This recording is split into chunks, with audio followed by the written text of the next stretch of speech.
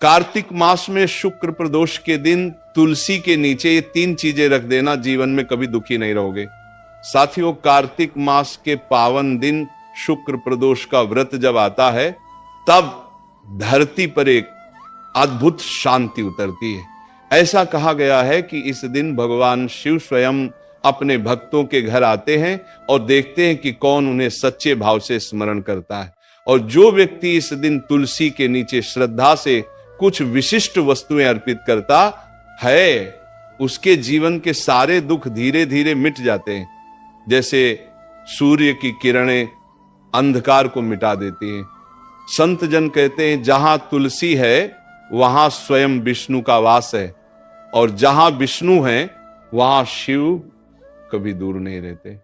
देखिए, इसलिए शुक्र प्रदोष के दिन जब सूर्य ढलने लगे, आकाश में हल्की लालिमा फैले और वातावरण में संध्या की मधुरता घुल जाए, तब तुलसी के नीचे दीप जलाकर भगवान को प्रणाम करें और इन 3 वस्तुओं को अर्पित करें। साथियों, पहली वस्तु है कच्चा दूध, जिससे जीवन के हर दुख पिघलने लगते हैं। संध्या का समय है, आसमान में हल्की सी लालिमा फैली है और तुलसी के पत्तों से निकलती सुगंध हवा में घुल रही है।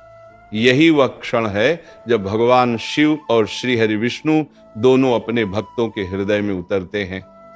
और उसी पवित्र क्षण में जब कोई भक्त तुलसी के नीचे कच्चा दूध रखता है, तो समझो मानो वह अपनी आत्मा के भीतर का सारा दर्द प्रभु के चरणों में अर्पित कर देता है। संतजन कहते हैं, दूध केवल एक वस्तु नहीं, ये मनुष्य के हृदय की शुद्धता का प्रतीक है। जब भक्त शुद्ध कच्चा दूध तुलसी के नीचे रखता है, तो वह ये नहीं कहता कि प्रभु मुझे कुछ दो, बल्कि वह कहता है, प्रभु मैं अब अपना सब कुछ तुम्हें समर्पित करता हूं। यही समर्पण उसकी सारी पीड़ा को धीरे धीरे पिघलाने लगता है।